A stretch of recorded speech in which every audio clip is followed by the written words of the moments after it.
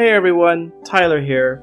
Before we start today's episode, we wanted to say thank you so much for listening to our podcast. It really does mean a lot to me, Olivia, and Rebecca. Today's episode is a little special because we recorded it several months ago. We talk about the awesome adventures of Captain Spirit and God of War. Thank you for your continued support, and I hope you enjoyed the episode.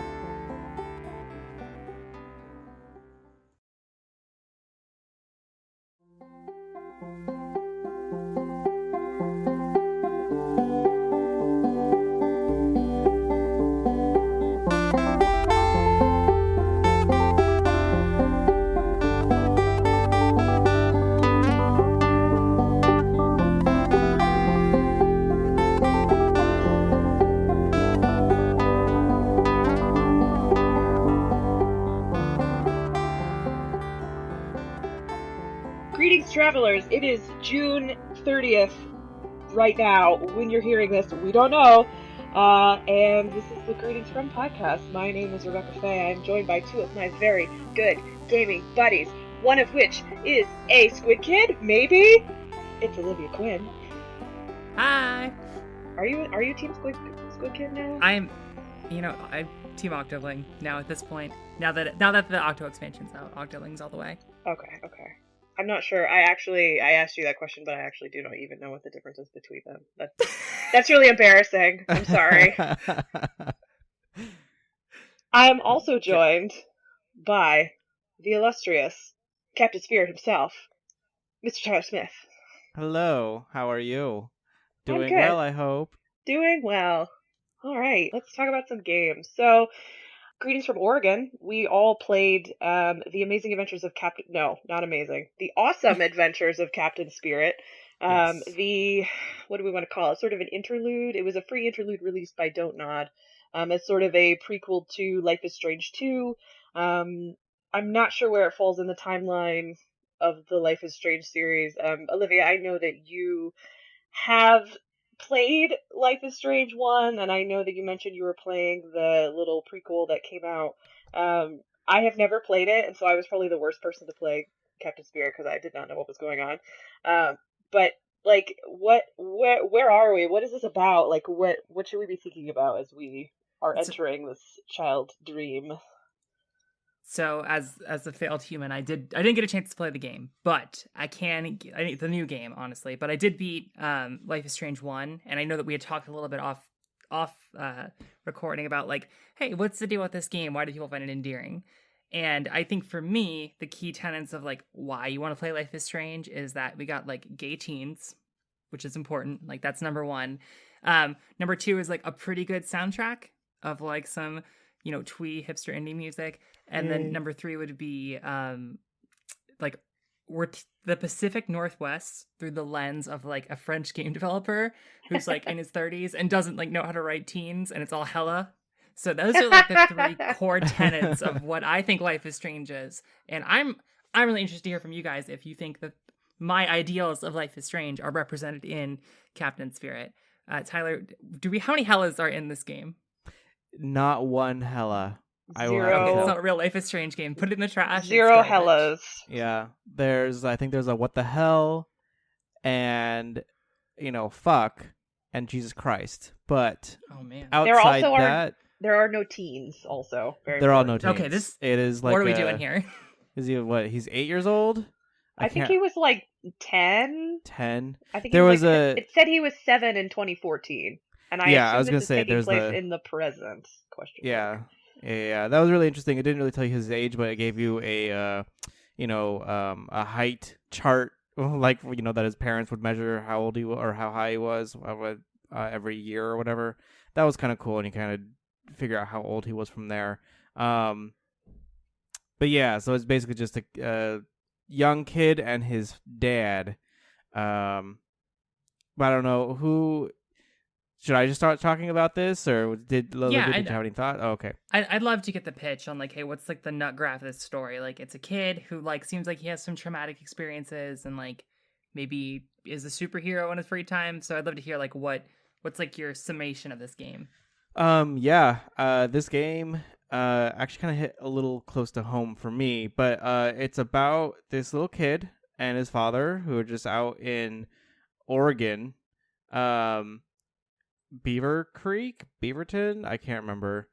Anyway, it's just about this little kid, and he uses his imagination to kind of go through the day. I wouldn't go as far as to say he escapes reality, but it really captures the essence of being a young person and kind of still having that the notion of like I can do magical things with my hands and like affect the world in that way, but it's really like all in your imagination. For example, he faces a few fears of his, where like inanimate objects will become this supervillain that he has to defeat. And he's very like the very opening intro or scene where you're able to control him, the character, is just him in his room and he's just like playing with his toys. And it's really cute.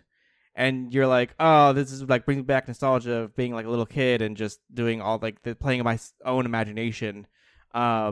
He's a single kid, so he doesn't have any siblings or anything. It's just him and his dad. But yeah, that's just kind of that's what the story's kind of about. But it obviously digs in deeper into his relationship between him and his father and what happened to his mother.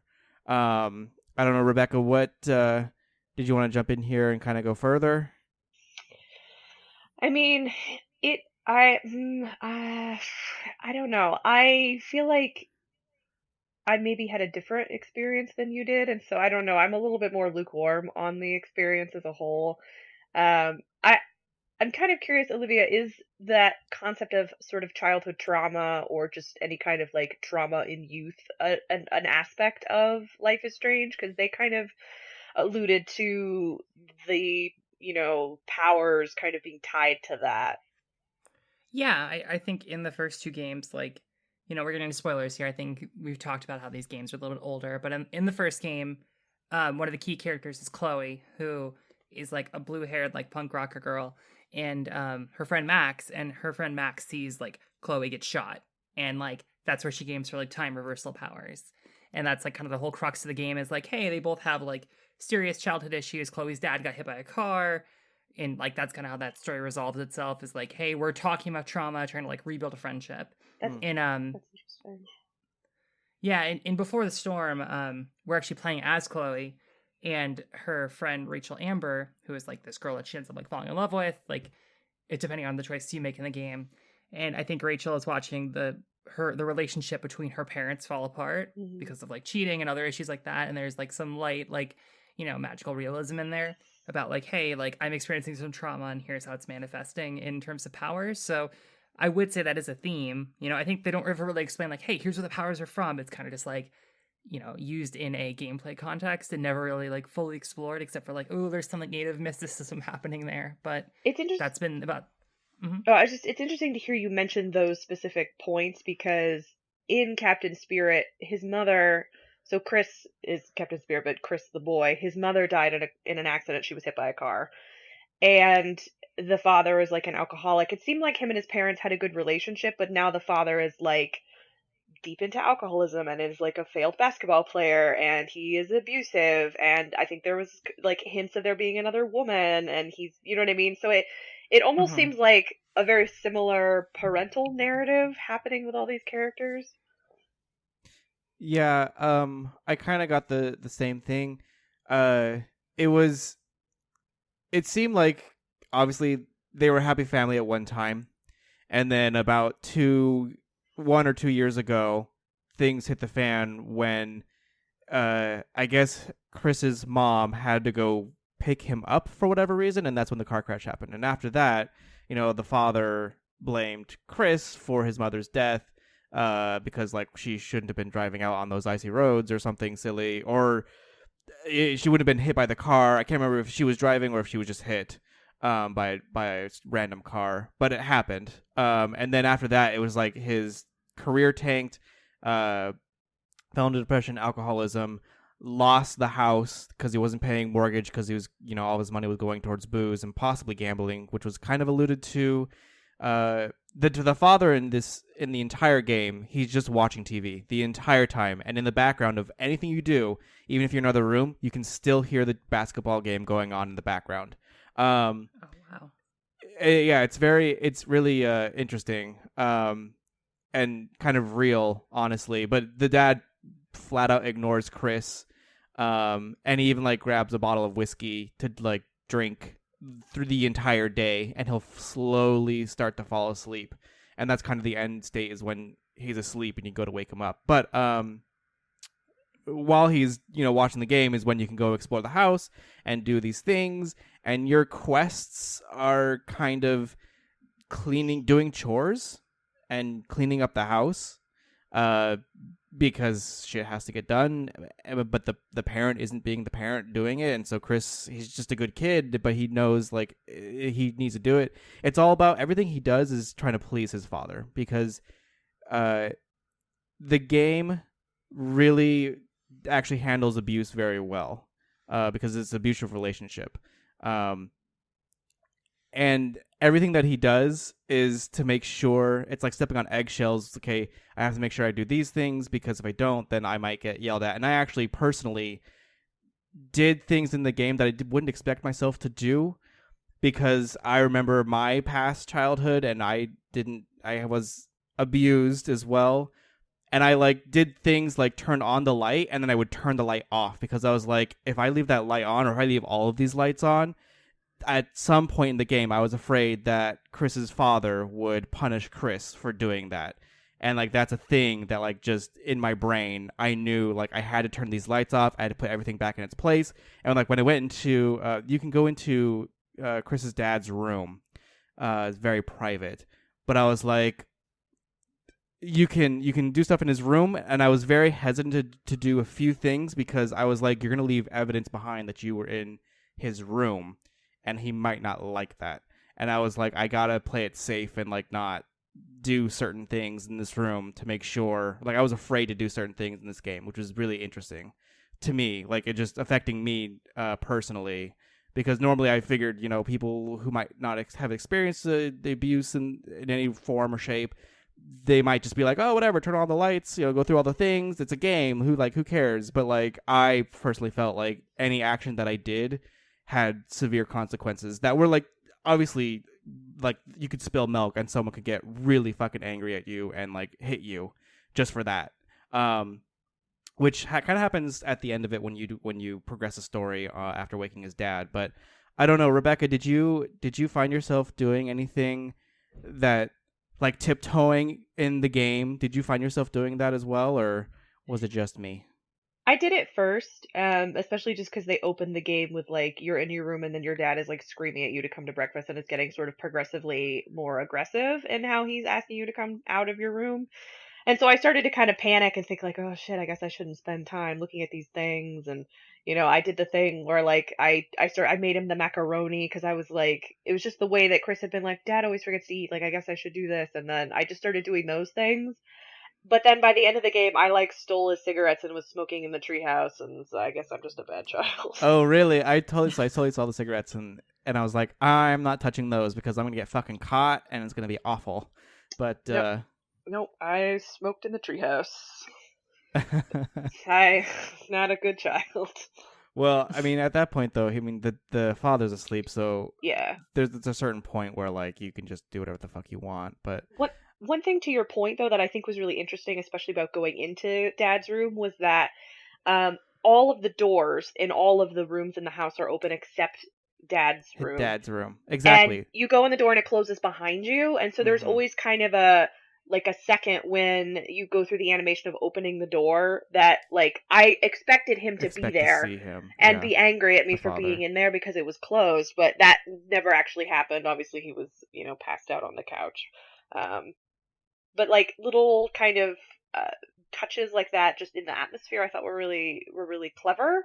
It was just kind of a good way to build that tension, even if it was maybe not, it was not like a real danger, but you just don't know. I mean, I feel like that is very much indicative of abusive relationships. Like, you never know when that person is going to set off, or you never know what will set that person off, and so you're kind of always on eggshells expecting the worst.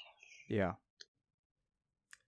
What was like the tone of the game in terms of like you actually navigating the house? Was it like a little bit like scary, tension-filled horror, or was it just solitude and like sadness? Like Rebecca, what was your take on that?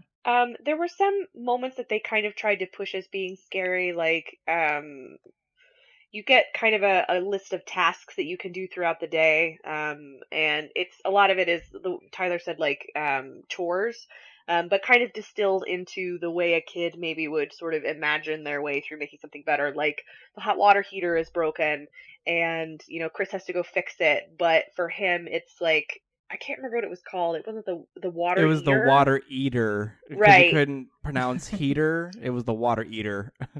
So, like, going into the dark room where the water heater was like supposed to be tense and scary, but it was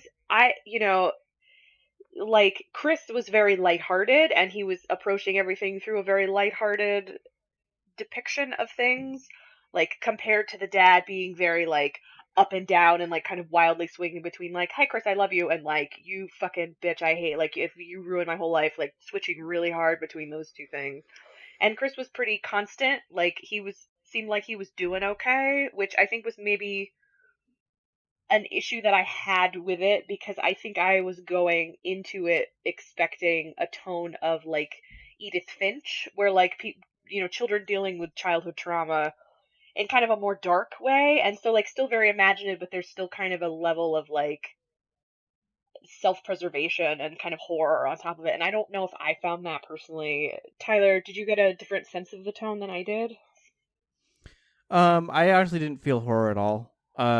Just because as me as an adult, and obviously like I knew it was just a water heater, and like I understood that this is supposed to be like Chris's active imagination, just in general, scary things in the basement, scary things in the dark, and as an adult, I'm just like, okay, I know that this is just like it's just for Chris, it's scary, but for me, it's not. Uh, it was more melancholy than anything else. It was very like mundane. The like if it was ever scary, it was just me building tension my own mind by like doing things and praying that I wouldn't set off Chris's father.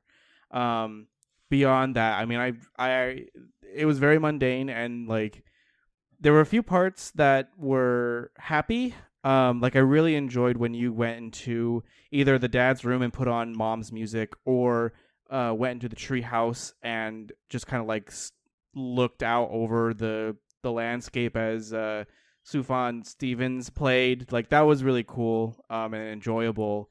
But it was very like the only time the music was playing was the only time that it was like explicitly happy, or like it felt like a movie. But overall, the tone of the game is kind of sad.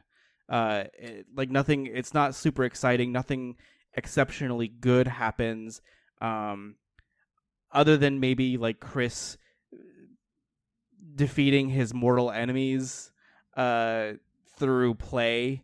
Him as being Captain Spirit and helping his teammates, which is little toys, fight, evildoers. And it had some good commentary that I can't quite remember now because it's kind of like small things, but it was like, he was fighting with his toys and it was good versus evil. And I guess one of the evil guys had been a good guy, but turned evil. And you had a choice to like obliterate him or save him. And I chose to obliterate him because I just wanted to see what happens. And the bad guy was like, "No, you can't kill me because you said you don't kill anyone. Why are you doing this? No!" And like, obviously he dies. But it was really interesting kind of hearing that kind of commentary, because you would expect Chris as a young kid to not really understand those concepts. But obviously he's very rooted in comics and superheroes and villains, and kind of understands the difference between good and evil and what's expected of good people. But that philosophy of, well, if you're really good, why are you killing someone, was interesting to hear from Chris. Just to build on that, Tyler, because I kind of figured this game would be, maybe a kid growing out of these like imaginative, like, coping mechanisms. Like, what is the payoff for like the Captain Spirit character? Like, is there anything that like, hey, like you can't always escape from your like nightmarish life? Like, do they actually do anything with that?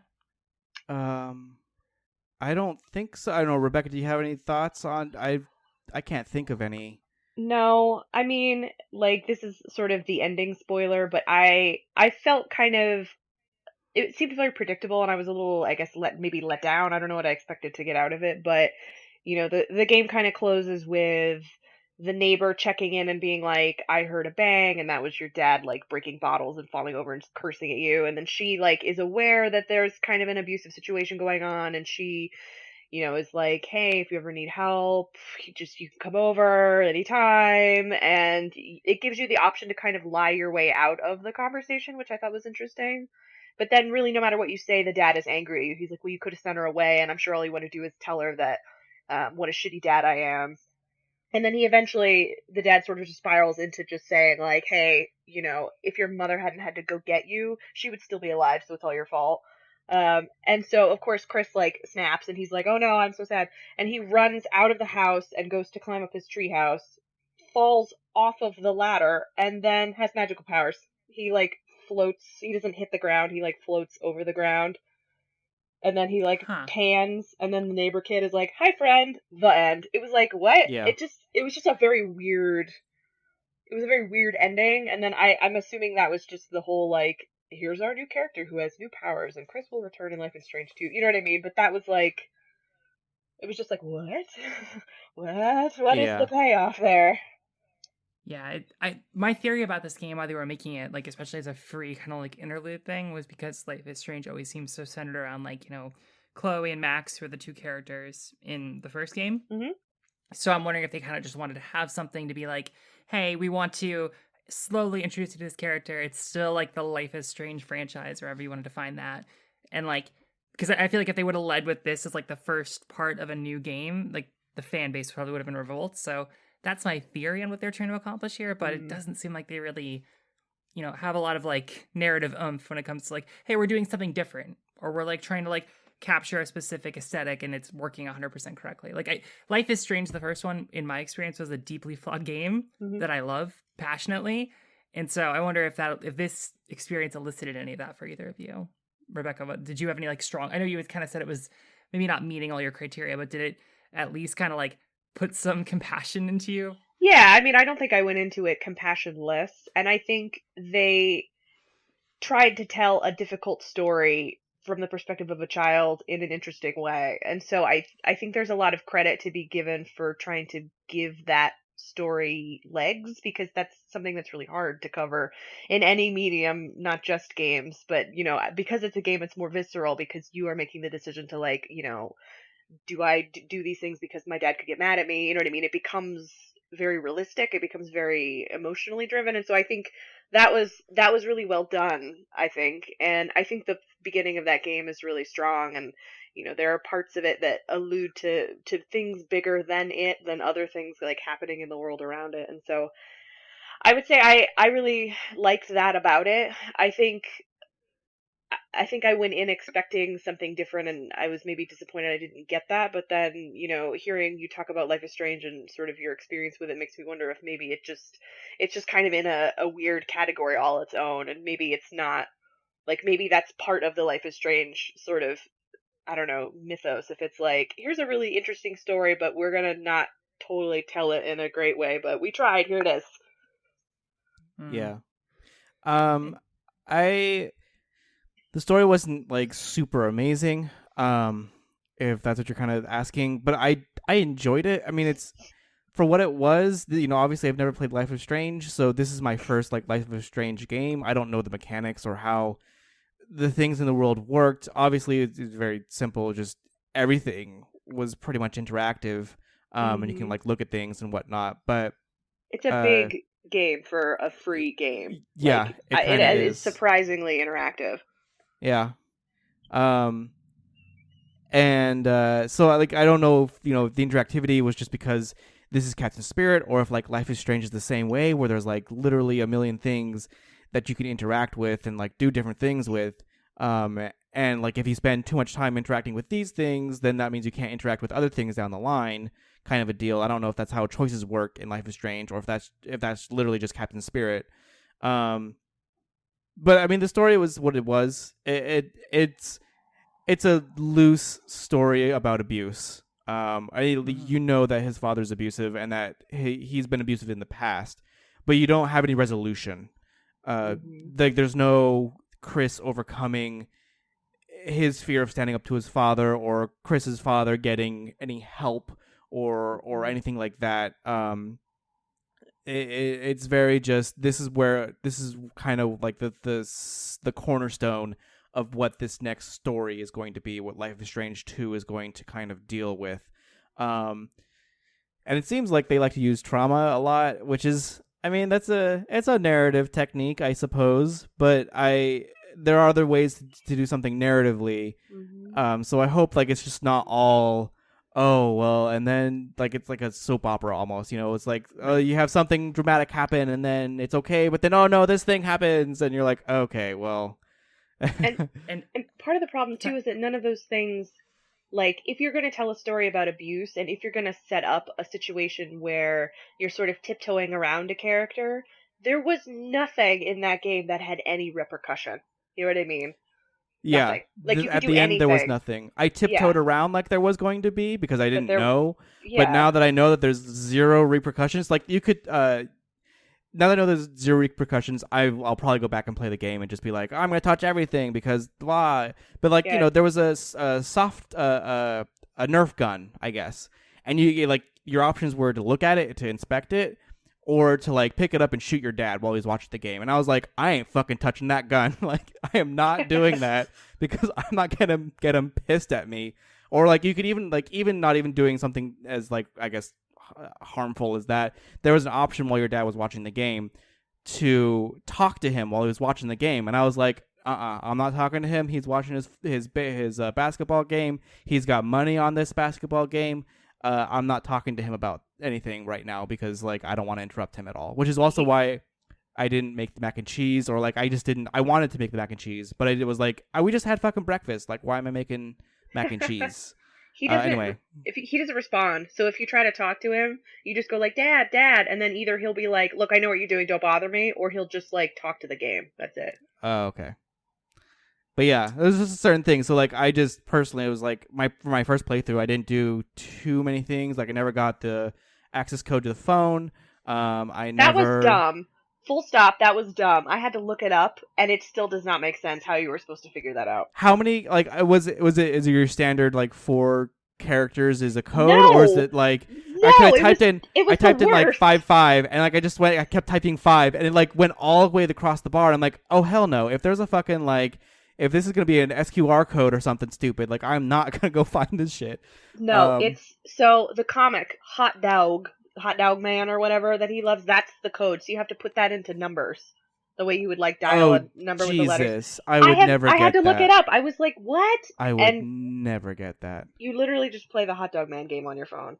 Okay. Did you read that comic? I'm sorry, this is like off topic, but did you read the Hot Dog Man comic? Was it a little adult for a child? Because it got a little weird. I did get a little bit. I was reading this and I was like, hold on here, wait. So Olivia, there's a hot dog. Is okay? So is the hot dog a thing in Life is Strange 2, or is this just Captain Spirit? Is Hot Dog Man? Hot Dog Man has been on like T-shirts and stuff like that, and like in the background on posters. And in my recollection, I don't think they ever had like a legit like here's what Hot Dog Man is. Okay. So if they actually have a comic about him, that's kind of they have a comic about Hot Dog Man. There's a phone game about Hot Dog Man also. Yeah.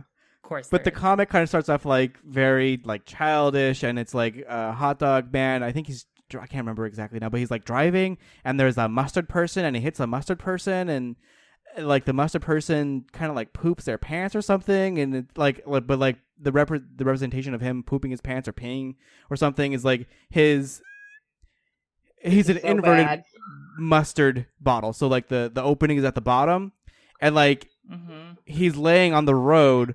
And like there's like mustard coming out of him. I was like, is this for kids? I don't think so. It was weird. It's horny as fuck. I know. Like the mustard man or the mustard guy, he's not dead or anything, but like he's got so scared that he like pooped himself on the road.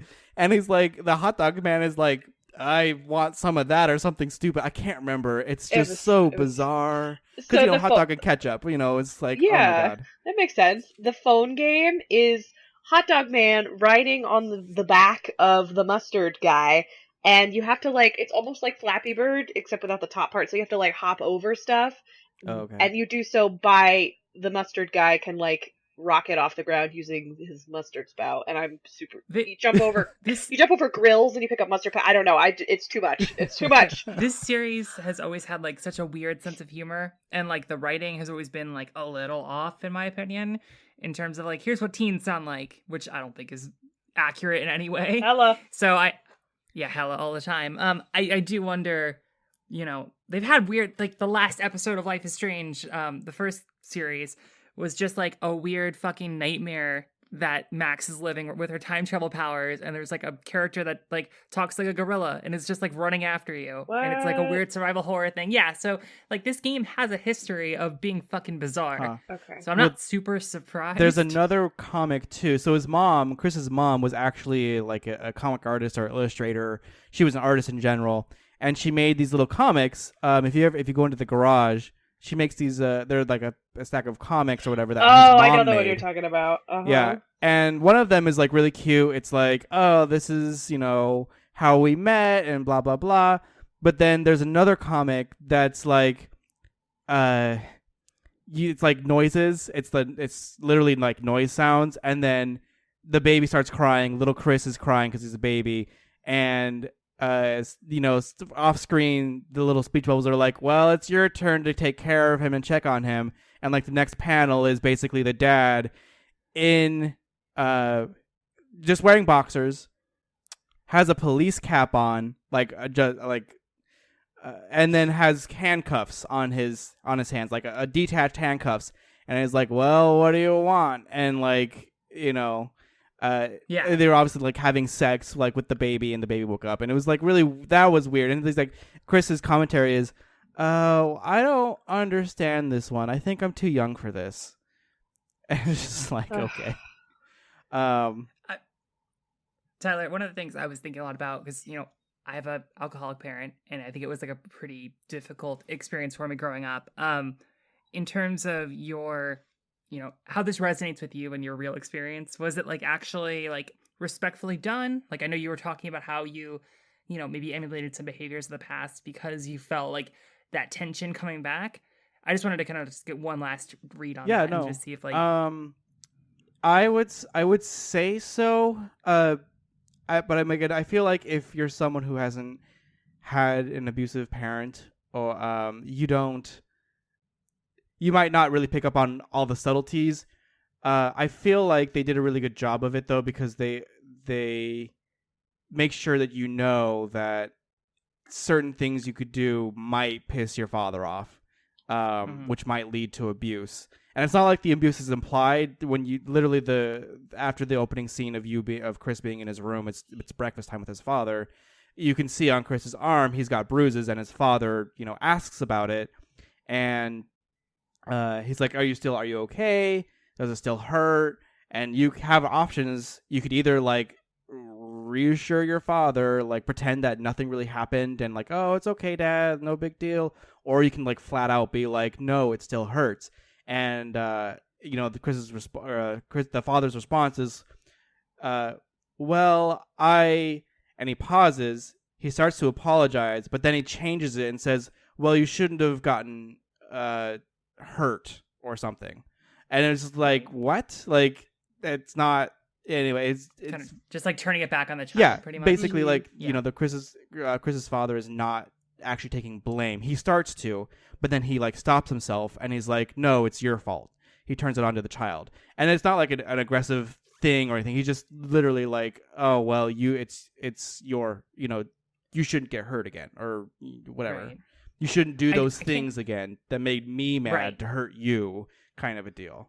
So I can't think of any other game that's like tried to capture like alcoholism, especially with like a parental like child relationship.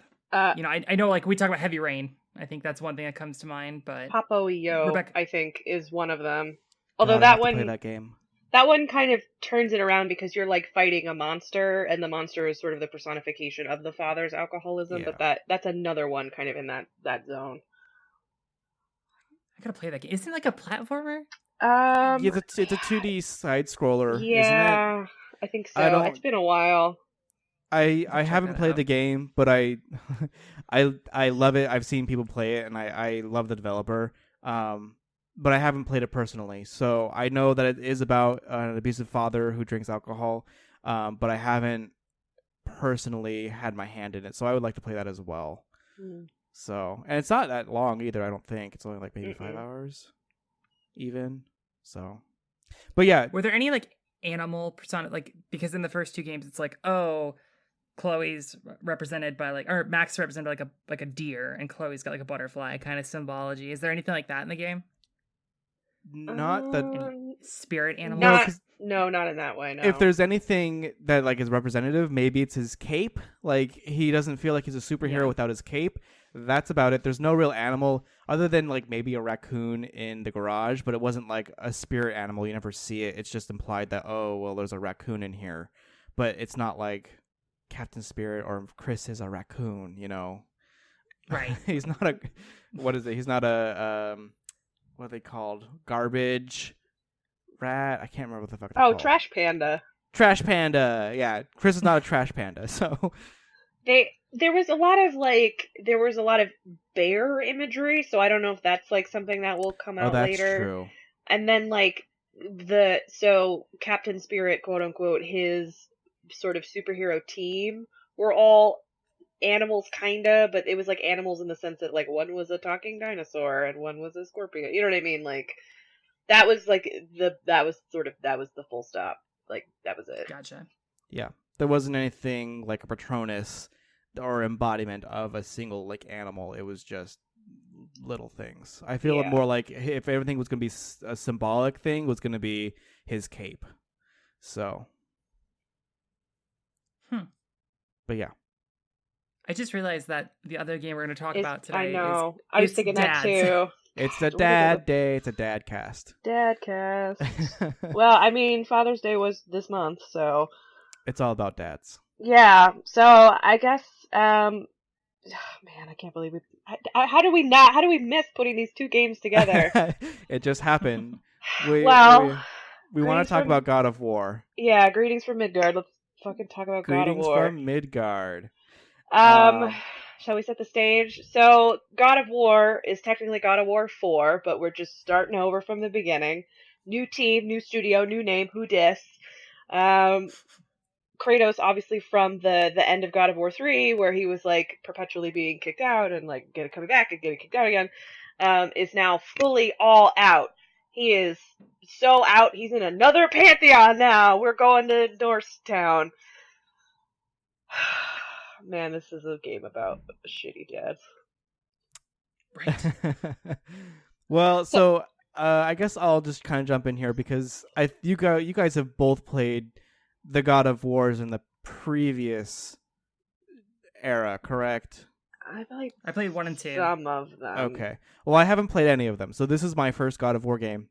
And as my first God of War game, I mean, God of War. He's kind of like a household name. He's big.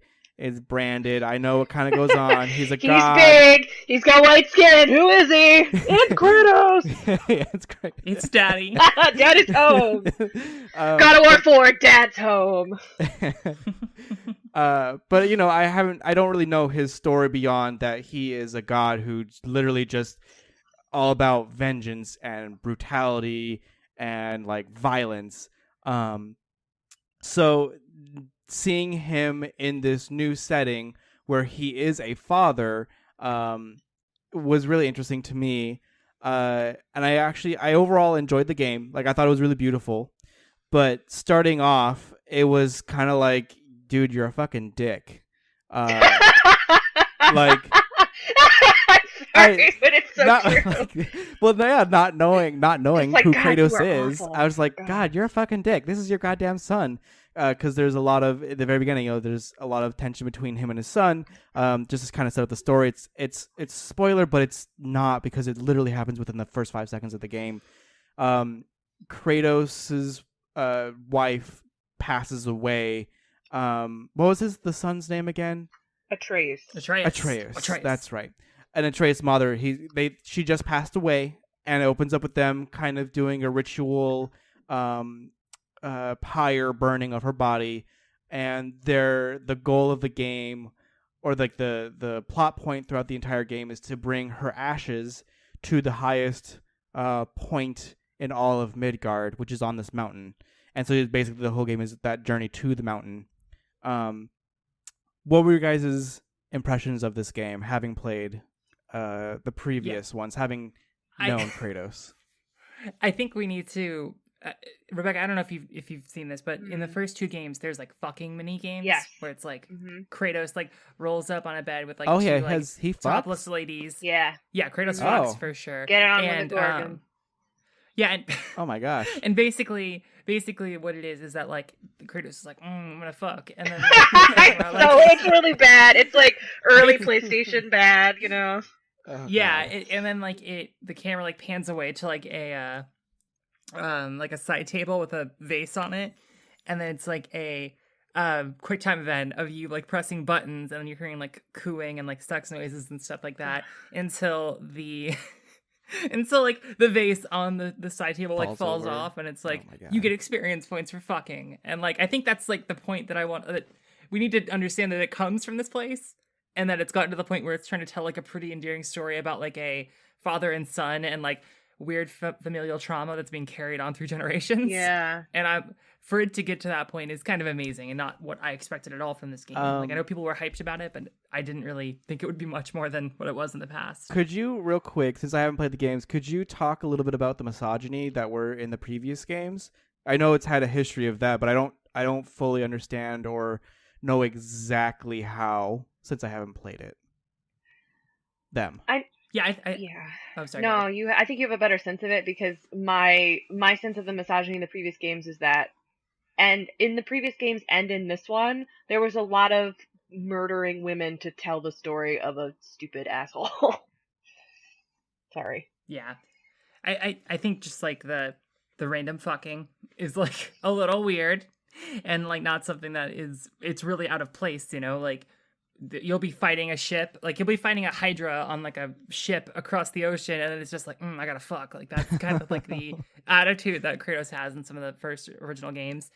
You know, I think we're talking about like fridging in terms of like, hey, his wife and children are murdered by Zeus, and then like that's all they really are there for. Like Kratos' relationship with his wife is never really explored, and like I think 3 may touch on this a little better. I haven't played it, but you know, in my experience of the first 2 games, it was kind of just like, oh, Kratos is white because he's covered with the ashes of his children and like wife and weird shit like that. And it just seems like a game that doesn't really have a place for women, you know. And I would argue that maybe even the new God of War has issues with that as well. No, it definitely does. It does. And like I think, you know, your main, the person who's like kind of manipulating along throughout the entire 2 games is like Athena, who's like, oh, I'm gonna like pull the strings behind to kind of make Kratos kill, and then like that plot point is never really resolved. Besides, she's just like, oh, she's just tricky. That's Athena. You got like, and that's about the extent of like those are the women in the game. That's it. Like there really isn't much else going on there in terms of like female representation, and I think that's kind of shitty, considering that like we're looking at, you know, Assassin's Creed Odyssey, where it's like we have a female playable Spartan, and you know, I know it's a different time, but they could have been a lot better with that, in my opinion. I agree. I still, and I don't understand like the dissonance between my wife and daughter were murdered by Zeus, and they were not. Technically, he murdered them. That was a long story, but like I'm covered in the ashes of my family. Let's fuck. What? Like what? Well, I mean, he's like toxic masculinity, right? Like, embodied, right? It's just such a silly, like, it's just such a silly concept to me. Well, like, look at David Jaffe, like the original creator of the game, who went on to go do like Drawn to Death. Yeah, and you can kind of see like where that went. Right. I think it's in better hands, in the hands of Cory Barlog. Like, I think that dude seems like one of the nicest people in the industry right now. But I think it's interesting to see how the fridging aspect hasn't died, even if the, like, fucking aspect maybe did. Yeah. And, like, I think starting off with, like, Kratos' relationship with his wife, and, like, Atreus' relationship with, you know, his mom, you really, you know, I'm guessing this is probably intentional, that you're supposed to feel like, oh, there's this, like, we're missing a character here that played a really important part in both of their lives. And, like, I feel like the development of Kratos as a character. Like the only real like I'm mourning is, Atreus is like, you don't care about any of this, and Kratos is like, I mourn in my own way, you mourn in yours. And like, I don't know what I'm expecting from a guy who fucks like in the middle of a battle, but I just kind of wish that we had gotten a little bit more of like, hey, Kratos has changed significantly as a person. He's become like a dad again. He's like, moved across universes. Like I really was hoping that we'd get some kind of revelatory moment where it's like, hey, Kratos gets to reflect on like, here's who I've become, and like here's this like a really strong relationship I had allegedly that never really gets explored. I was wondering if you guys felt that, tension of like Kratos never really getting a chance to talk about his wife. I'm like, who is this mythical woman who just like allegedly kicked ass and like was there raising a child and stuff, but we're not going to talk about her in any way. Well, yeah, it's interesting because she's there at the beginning of the game and then she's there at the end of the game, and not physically. It's just that's when she's talked about, or like that's her only like real presence in the game is the beginning and the end. Because the beginning, you're like, okay, it's the mom, and this is what happened, and she's literally just like a plot point. Let's move the story along because she's the whole reason for this entire story.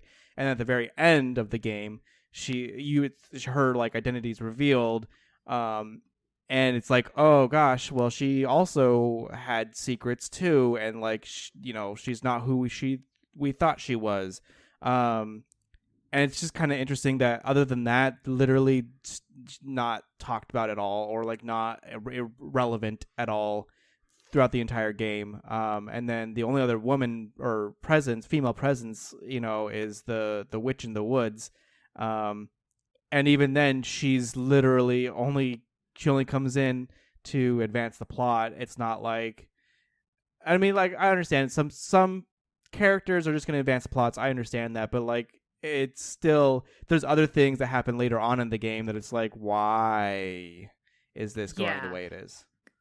I think we should speak openly about spoilers here. Yeah. And I think that we should have that like kind of, this is your cutoff point. If you haven't played God of War, like we're going to talk about this for the rest of the podcast pretty much. Yeah, time to turn it off. Yeah. But when we talk about the Witch of the Woods, it seems like, she's a rational person who's escaped Zeus for hundreds of, 100 years. Mm-hmm. I can't remember the exact timeline. Thor, not Zeus, right? Oh, I'm sorry. Yeah, Thor.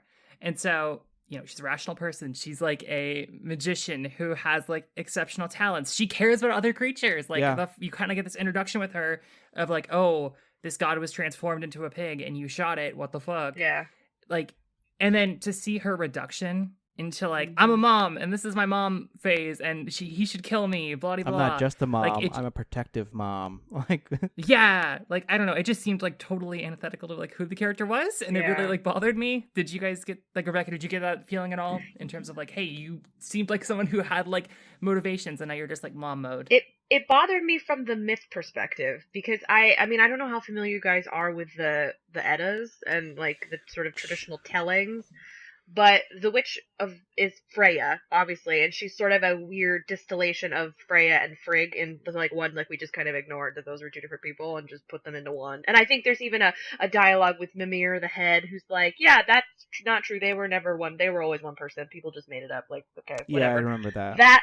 That aside, I feel like, and maybe I'm wrong in my reading of this, but I was always under the impression that, so Balder, who is her son, Balder was literally the golden god. He was loved by everyone. And so in order to have made him unable to be killed, the story is that she and all of the gods had to ask every single thing that existed to be willing to protect him. So they went to everything in the whole world and said, like, will you protect Balder?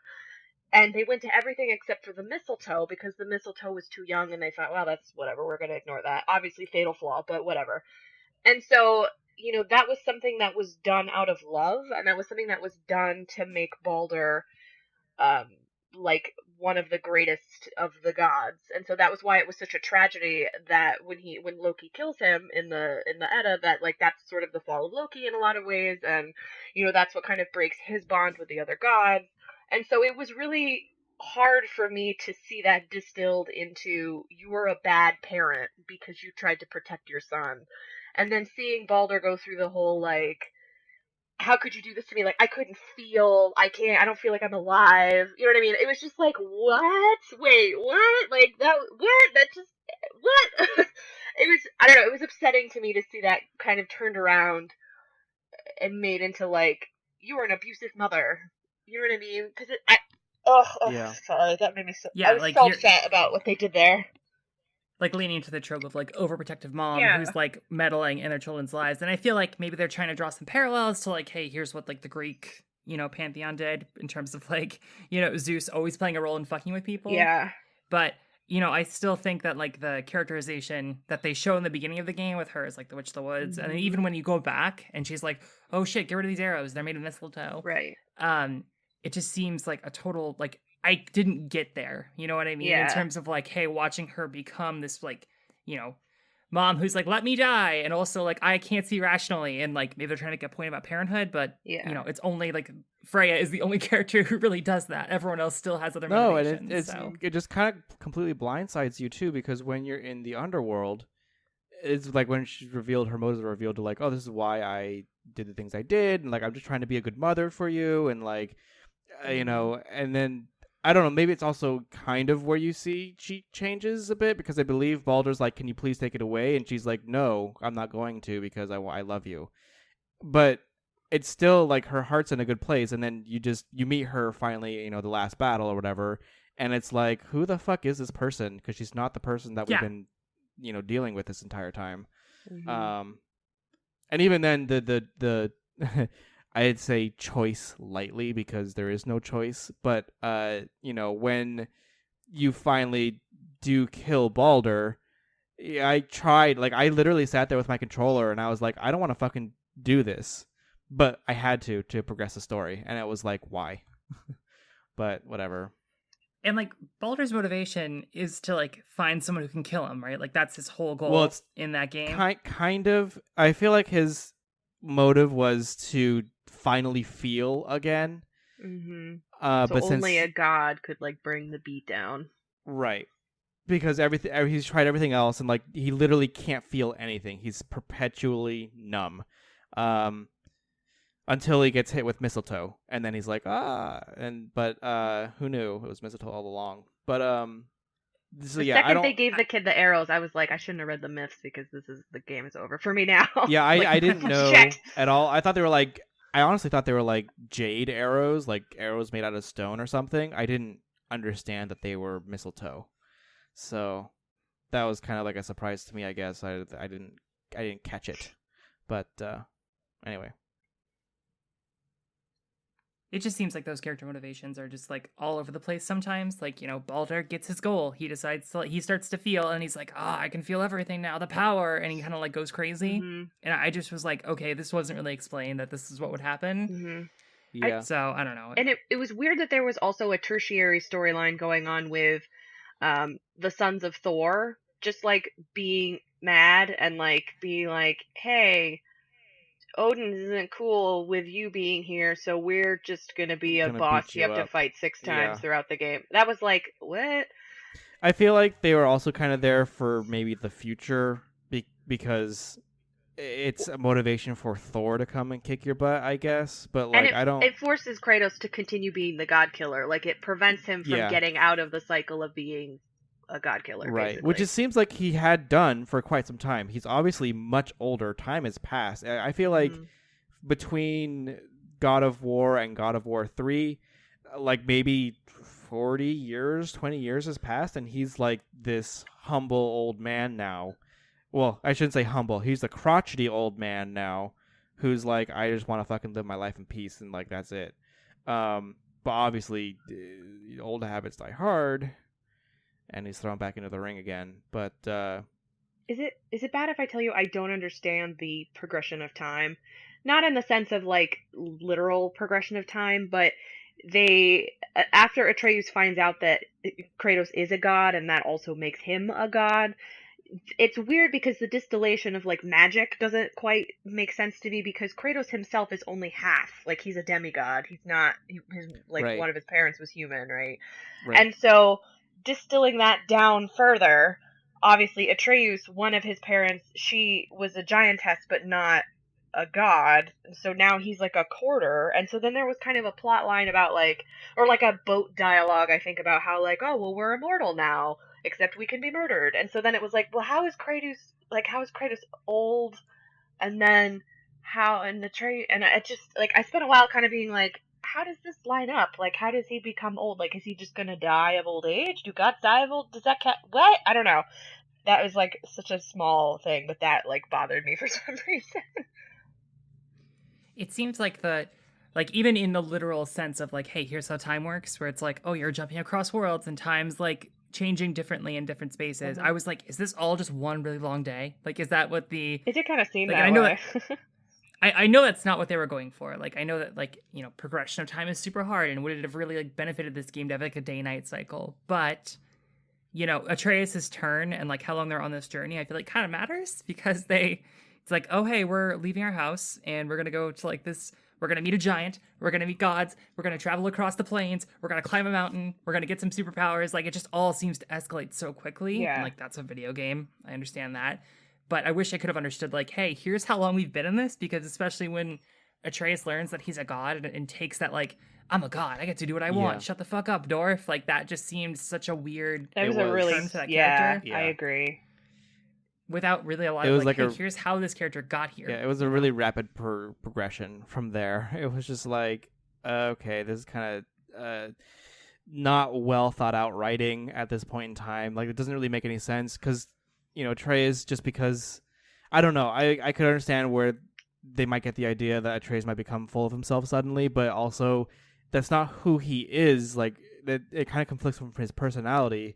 Even if he is powerful, he wouldn't necessarily lash out in that way. Maybe if there's something else had happened, you know, and he was like, I'm a fucking god, you bitch. Like, I can kind of get it, but literally he's just told, oh yeah, you're a god. And, like, he turns around and is like, fuck you, dwarf. And it's just like, okay. I think, to me, I almost want to wave that away a little, but I think it would be easier if there was more context for it. Like, I was sort of reading it as, you know, he's a god, like, he just found this out about himself, he just found this out about his father, and throughout the game, I mean, he changes, like, a little, but for the most part, they portray Kratos as being very cold and very stern and, like, very not interested in the affairs of people lesser than him. And so it almost seems like, the way that you would see a child kind of parrot their parent, because that's, like, that's their only frame of reference.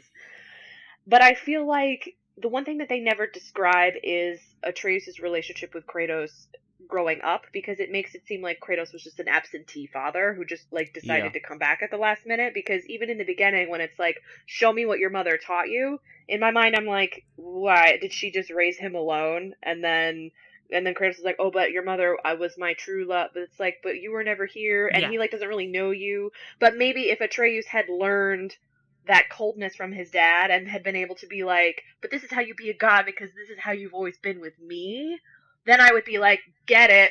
Yeah, I understand why that kid's shitty. Totally makes sense. But it's like, it was just missing to me that piece. Yeah, even after he's like, stop. He's like, oh, I'm not going to be a shitty Atreus anymore. He's still like, he's like, oh, that wasn't me. I don't know what happened there. And I feel like if we could have gotten some more context as to, like, hey, here's why I was thinking this way and here's the behavior you're modeling for me and why I'm doing it, like, that would have been enough for me to feel like, okay, the character got to this point because of here, instead of just like, oh, I'm a god now and I'm just going to be a fucking asshole because all gods are, which maybe that's what's going on here. Maybe that's how they wanted us to read it, but I don't think there was enough evidence there to support it. Because even Lemire is like, oh, kid, you're walking a dangerous path, like, stop, you know what I mean? Yeah. Well, I mean, I guess it's also true because he's seen how his dad, you know, acts, but then he's also seen how other gods at that point had also acted. Because I believe it's right after the fight with the two brothers of Thor. And so maybe it's kind of like, well, I'm a god, I should act like this. And also, I think he also met Baldur too. But, you know, it's just like, why, if you've seen those gods and you know that they are not necessarily good, why would you decide to mimic them? It's just kind of like disjointed because I don't know. It's just like, why still would you, you know, copy them, their attitude? It's another thing, like, just as you were saying that, this reminded me. So, the whole sequence of they have to save Atreus because the fact that he doesn't know he's a god is causing, like, dissonance because he has, like, a sense of power but believes that he is just average, and, like, that is causing him to sort of mentally break down. So they do reveal that Freya is a goddess at that point when he wakes up. Yes. But it's interesting that, to read it from the perspective of like, okay, who would Atreus have as, examples of who gods are? It's Kratos, who's an asshole. It's Magni and Modi, who are like sadistic assholes. It's Balder, who is like off his hinges. But then there's like lovely Freya, who up until that point had been really nice and accommodating. And like that was like just like, whatever, she's not important, which seems almost like another means to fridge her influence. Like whatever, it's fine, she's not important. But these evil men have showed me how to be an evil man. Yeah, I definitely could see like that. That's like an oversight, because actually he does, when he starts getting ill, and he sees Freya, and then like when they reveal he's a god, he actually starts taking like the negative aspects of everyone else around him, and like doesn't include any of like what Freya was trying to teach him. Yeah, and like that sucks. That really sucks. It was. They almost could have. I feel like if they had. Well, I can't say if, but since they chose to take Freya down the path of, hey, your son Balder, you tried to do everything for him, but maybe you fucked up, which is normal because parenting is hard and kids are hard. It almost seems like it could have been an opportunity to be like, okay, not like we need to have new mom syndrome, but it would give her an opportunity to be like, hey, in the back of my mind, maybe I made a mistake and this kid needs some kind of positive influence because his dad is shitty. Maybe here with this child, I can be that force of good. And then that also that just kind of fell apart too. Yeah. I think I want to talk about the dwarves because I really liked them. Like Best Vendor Award, I think. And like their relationship blossoming and like, I know it was a little like stereotypical in terms of like, oh, we're brothers and we're fighting and like we're gonna come back together to save you. And like even that's the payoff for Atreus being a fucking asshole, which isn't super great. But I still think most of the characterizations of the dwarves and like the way that they give you more information was super interesting and like not something that I'd seen in a lot of other games. Tyler, do you have any strong feelings about the dwarves? I mean, I enjoyed them. I actually like their character progression. Because it starts off as like, well, they're two brothers and they have opposing opinions or something. They had a fallout and they were used to be really great brothers or friends, I should say. And then they had a falling out and they're kind of like disjointed. And one has like a very cleanly OCD personality. And the other one's like, I don't fucking care. I just want to get the job done. I don't care if there's grime or grease or anything. So they're kind of polar opposites, but they slowly over the course of the game come together. I like their personality. They were both funny in their own unique way. But yeah, I don't know, Rebecca, what do you think about them? I would say Brock and Sindri were probably my favorite characters in it, for the reasons that you described, and I think just the way that their writing was so good. Like their writing was like way better than it had any right to be. And I think it was interesting the way that they made them, like they used them to introduce gameplay aspects in kind of an interesting way. So the fact that like, Kratos and Atreus would go through like absolute hell to get to a point, and then like Brock would just be there with a shop set up, and it would be like, what? Like, what are you doing here? And it's like a long time before they ever kind of are like, oh yeah, by the way, we have these magical doors that we can phase in and out of reality. Like, don't ask questions, it's fine. Like that was really funny because I thought it was funny seeing Kratos get like progressively angrier the more he ran into them in like weird places, like especially when you go to Alfheim and it's like full of bugs and it's awful. But there were just so many, like, I feel like there were so many moments that I came out of the game having loved that were, like, Brock and Sindri moments. Like, I think of Brock's introduction when Atreus says, hey, like, have you ever named your pet? And he's like, no, maybe you should think of a name. How about fucking gratitude? Like, come here, fucking gratitude. I like that. And then there's another one when you go to the giant's corpse and you run into Sindri. And he's like really chipper and he throws an apple at Kratos, and Kratos literally just puts his axe up when the apple just slices over it, and you just see him full pan like go, that was a waste of a perfectly good apple. Like it was just so good, consistent writing for them that to me, they just really shone, and I just loved like the interactions with them. And like seeing Atreus be cruel to Sindri, that was one of the hardest parts. It really broke my like he was such a good character. Sindri's the real mom. Kinda. the mom we I needed. think so. Like, maybe it's just like, I know they were brothers, but it seems like we should just replace everyone with my two dads, Brock and Sindri. Exactly. And I think it kind of leads into like the Mimir like conversation, because I think that, you know, in terms of like giving more exposition and not just having it be like a book you have to read, like I feel like this game didn't have, like, it did have like, you know, text journals of like, oh, here's Atreus' drawing and like what you need to know. But in terms of like, hey, here's some backstory, here's some exposition, like I feel like Mimir was like a super smart addition to the game. Yeah. In terms of like this talking ahead, you know, us running into the like opening of the like story beats, like those little like, here's an ancient myth, and it's like in the wooden kind of whatever it would be. That was really, really cool. I really liked that. And like Mimir was always like a funny, like had a little like line to throw at them. And watching Kratos' like shut up head was like really, really endearing to me. Yeah, those boat sequences were really good. Just like the way they were designed, and you know, whether or not Mimir was there, but using those as times to tell story, but then also having the ability of like, you can get out of the boat and they're like, okay, well, we'll just continue this next time. Yeah. Like, yeah. I thought that was a really good vehicle for narrative, because it wasn't like an audio log or something you just pick up and it's like, here is the story of this time I did these things, and like it just keep going and going and going. Like it was a really good. The developers knew that you were going to be traveling a lot in this. Even, I mean, you could eventually fast travel, but they knew you're going to be like going on foot to these places, and it was a really good, again, vehicle or design to have these narrations told while you were traveling and not have them necessarily interrupted when you were done traveling to the place. And it's just like Mimir was like almost a fourth dad. You have Kratos, you have Sindri and Brock, and you have Mimir for Atreus to be like, these are my fathers. yes, I'm surrounded by dads. My four dads. All dads. 4 dads and 1 godchild. Mm-hmm.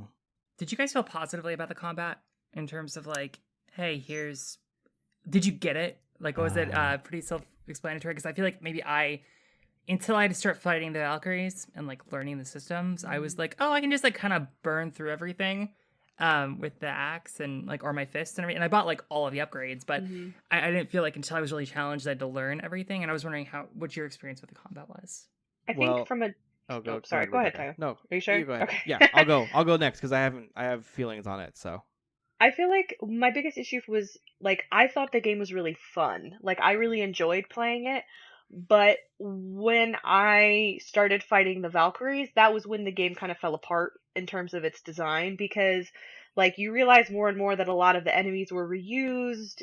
There wasn't a lot of like, you know, you fight Magni and Modi more than once, you fight Baldur more than once. You know, your big boss battle of, you know, trying to get the heart of the bridge guardian of Helheim was the same troll you fought a million times.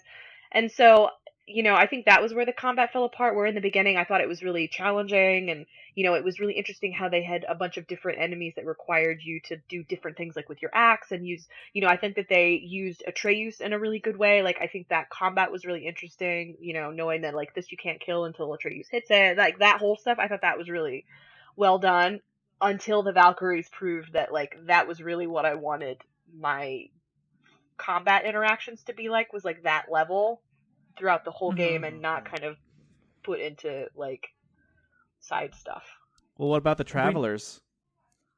So I just out-leveled them and then just used rage. That was the end. That's true. They scared the shit out of me. The first one I ran into, I was not expecting. So I just like whipped around, and then it was like, oh no, and then I was just absolutely murdered. Yeah. No, I totally understand. So for me, not having played God of War in the past, I had this idea God of War is all about these, you know, stringing combos together, and it's just like no combat downtime, and like you're just wrecking and wiping people all over the place. And so when I started this game, I had such a hard time with the combat. I don't know what it was, but like it wasn't necessarily that I was like dying necessarily, but it was that I felt so slow that I wasn't connecting as well as I could have. Like I literally was just pressing I don't know what the attack button was, but it was just, I would just pressing the attack button. And I know I could block and like do other things like that, but it didn't flow very well because I didn't have like access to the skill tree yet.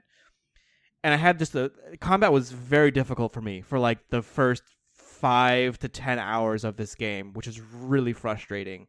Like I felt like I was just kind of hitting my head against the wall trying to go into combat with these things. What I did appreciate though was when I did go down, my health bar would like if my health bar and my rage bar would be replenished when I like revived. So if I had full health at the start of the encounter but had like a sliver of the rage meter, if I failed, then both my health and the rage meter would be completely full, so that I could, when I go into this encounter next, I had a way through by using the rage in addition that I didn't have access to the first time around. I appreciated that a lot. Because if I had to start off with the same health and same rage meter or what have you, the game would be much more difficult. I probably would have given up and like, this game fucking sucks. But I understand. I learned, obviously, the more that you unlock the skill tree, the easier it became because you had more combos and things you can do. And by the end of it, like I really enjoyed how the combat worked and how fluid it became. And I definitely enjoyed the Traveler, and I enjoyed the Valkyries. I agree with you, Rebecca, that they were on a whole different level in terms of mechanics and ways that you would encounter enemies and how you kind of handle them. Because those two, specifically the Valkyrie and the Travelers, they felt more to me enemies designed like Dark Souls would be. Versus like even Baldur and the bosses, Magni and Modi. I understand that those are supposed to be like bad guys and like the bosses and stuff, but Baldur and all of them, they were so easy to kill because they had massive like tail signs that you would know like when they were going to attack, and you could easily either dodge or block or what have you. But with the Traveler and with the Valkyries, there's no the tells or cues are very, very subtle, or there's not even any. It just happens, you know. It's just like a dice rolling, and whatever attack comes next is what comes next. You just have to be like on your feet. In my playthrough, I only killed one Valkyrie, and it was at the very, very end when I literally had everything. Those fights are ridiculous. I will say that. So, Olivia, did you encounter any problems with the combat or? Yeah, I think just in terms, I agree with you, like the skill tree and like me actually trying to progress through it. Like once I started just buying every skill and like out leveling everyone, the game got a lot more like fun, but also I'm just going to burn through these guys. And when I was asked to, start actually fighting and like knowing the combat, especially in the, what's the world where everything like, it's like randomly generated? Oh, Muspelheim. Yes, in Muspelheim. Because I like went there and I think my gear was underleveled. And so I was like, okay, I actually have to like try to fight and get through this, and just getting immediately wrecked. I was like, this doesn't seem like something I was like super prepared for. And I wonder if that's, me not being experienced with Dark Souls, which is good. I kept thinking about this because I played the first couple God of War games, and, the axe is really different.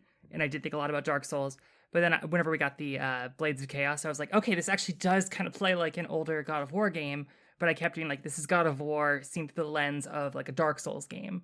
And Rebecca, I was wondering, like, you are a really big Dark Souls fan, if you could see that influence as well. Yeah, oh, absolutely. I think anytime that you are kind of thrust into something with no preparation, and I think that's just like the Dark Souls mechanic, right? It's just, you're just given like, here's a scenario, figure it out. You know what I mean? Right. The difficulty of it is based less on, how hard the boss is or like your equipment or whatever, but like how good you have gotten at learning how to fight it. And so I think seeing that in the Valkyries and seeing them all be different and seeing them all get progressively more difficult, I think that felt really good. And I see what you're saying I guess in the Labyrinth, maybe not I think I told you I was thinking you were talking about the fire trials.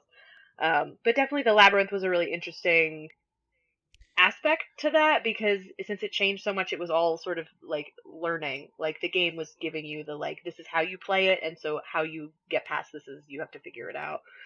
And so I think on that account, that is good design, and I think that they took something that Dark Souls does really well, because that's obviously the whole game, but then did it in a way that was done well, and it wasn't just like, Right. it's hard because we're the Dark Souls of Dark Souls. Yeah, it was a little refreshing because it took some notes, but it wasn't like, I don't want to compare this game to Dark Souls. Everyone fucking compares every game to Dark Souls. Oh, this is the next Dark Souls. Oh, it's a Souls like, and that's not this game. But they did take a few elements for maybe people who appreciate that kind of combat, and they're like, listen, if you really want to challenge, like, here are these things. Here, Valkyries, have at it, and good luck.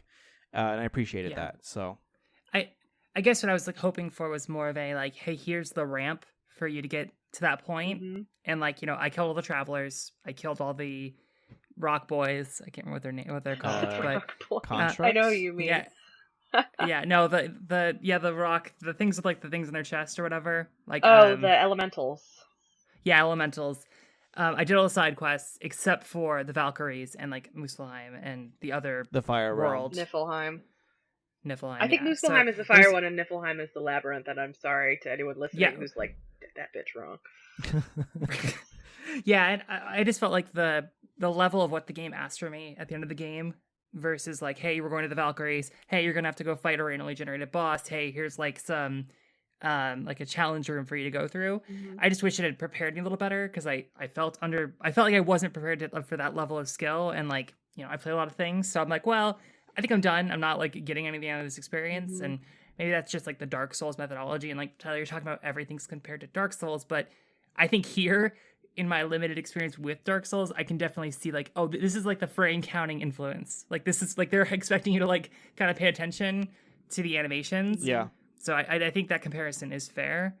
I also was a little like turned off by the gear system. I loved it up until the end of the game. Oh, it was so much. It was just so much. Yeah, there was a lot. Did you guys grind? Like, what was your process for getting to the end of the game there? Because I was decked out in purples, but then I was like, oh, I'm still getting wrecked by these Valkyries. I should probably try to like get some more money. But then I was like, there's nothing left to do except for me to grind. So I was wondering if that's just me or if you guys also experienced that. I didn't. I did a really shitty thing where I just like put on the best armor that I had, and I maybe upgraded something once or twice.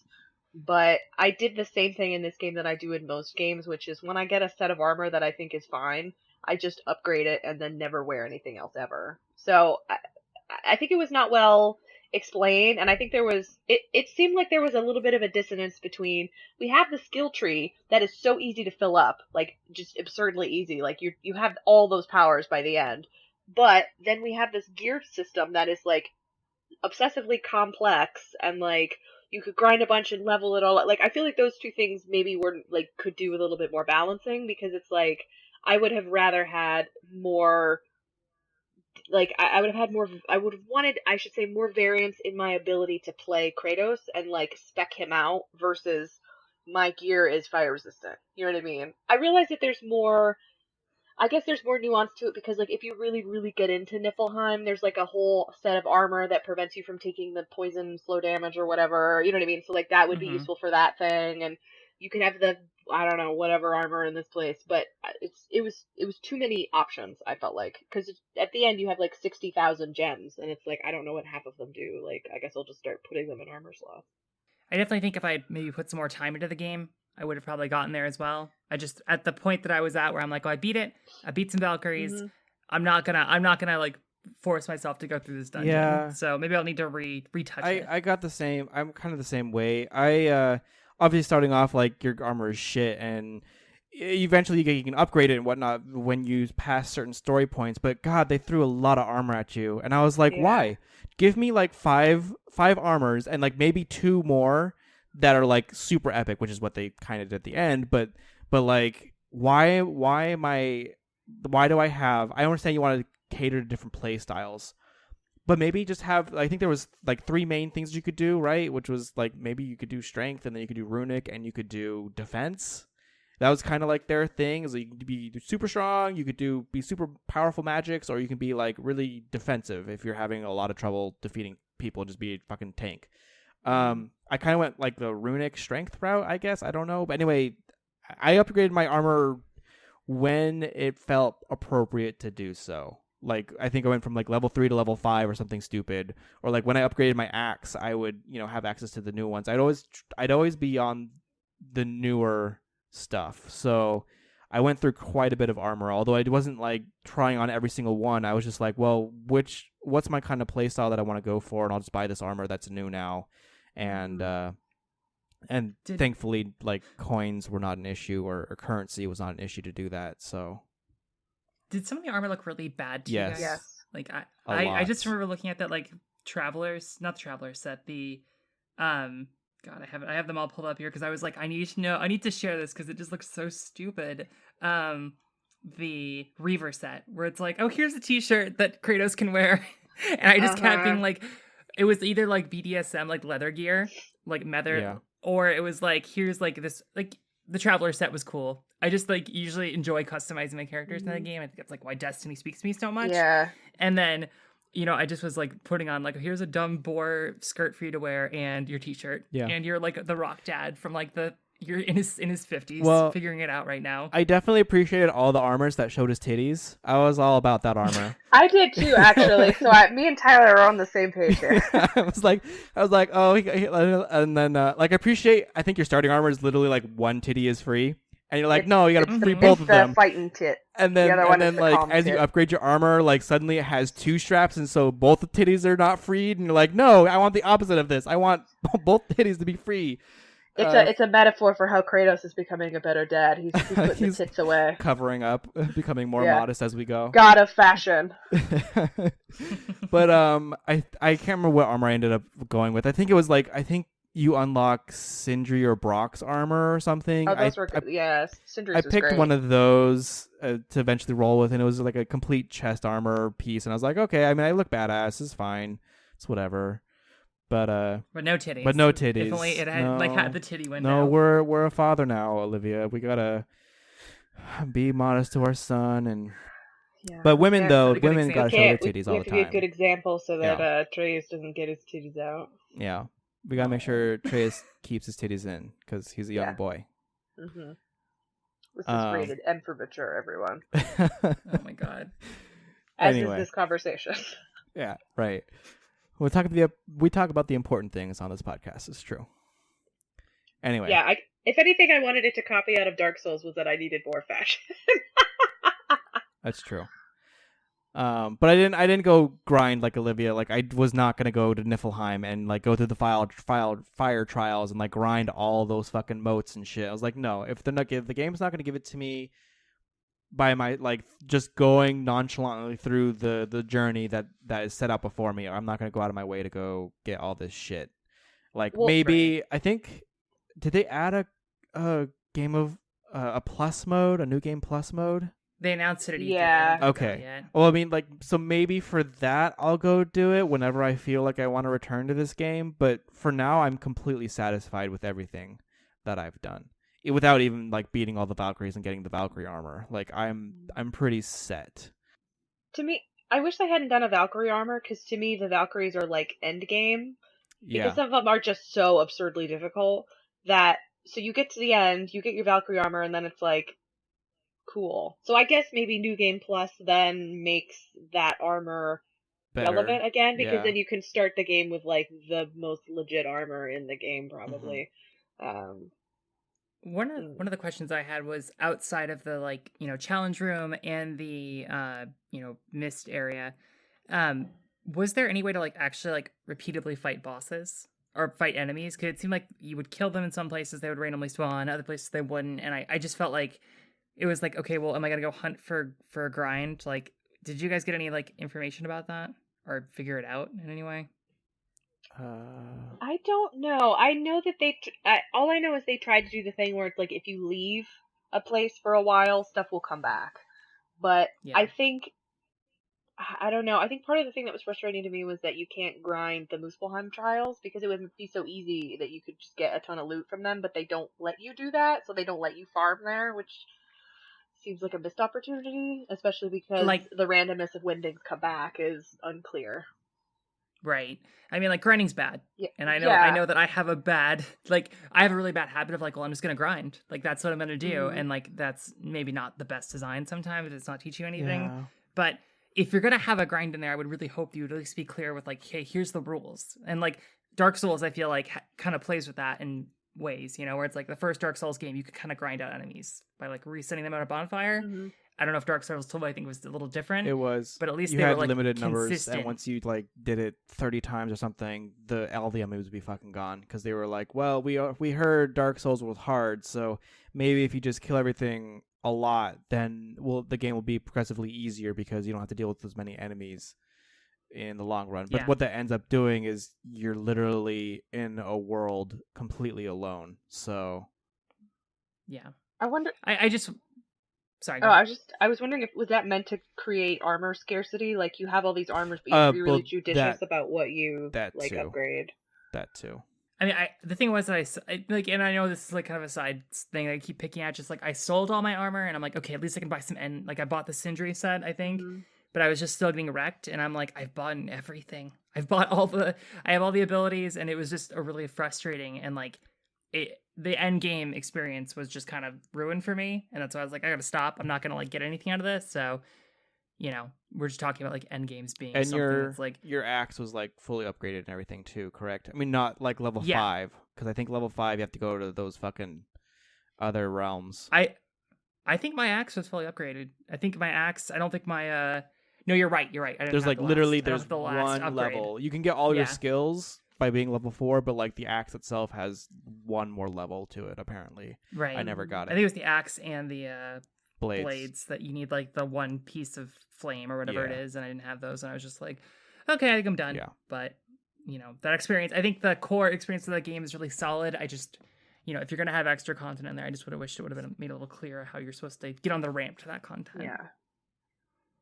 I guess I will say that, like, in spite of the flaws of the storytelling, and I think in spite of the just kind of interesting design choices, I don't know, I'm interested to hear how you guys are feeling now on the other side of it, but I still feel like it was one of the best games that I have played in a long time. Like, and it's interesting that a game that has so many problems can still be that, and I don't know if you felt that way, obviously, but I didn't want to put it down. Like, I spent a lot of time, like, I always wanted to know, like, it felt very gripping, and I felt like I cared a lot. So to the point where when it was over, I actually felt a sense of, like, almost sort of like, oh, that's too bad. Like, I had enjoyed following this story up until that point. And so I think it makes me, I don't know, enthusiastic, I would say, looking forward, because my hope would be that, they can take the experience that they created here, and knowing that they're continuing on to make more in this series, and knowing that, they obviously have this new guy at the helm, that perhaps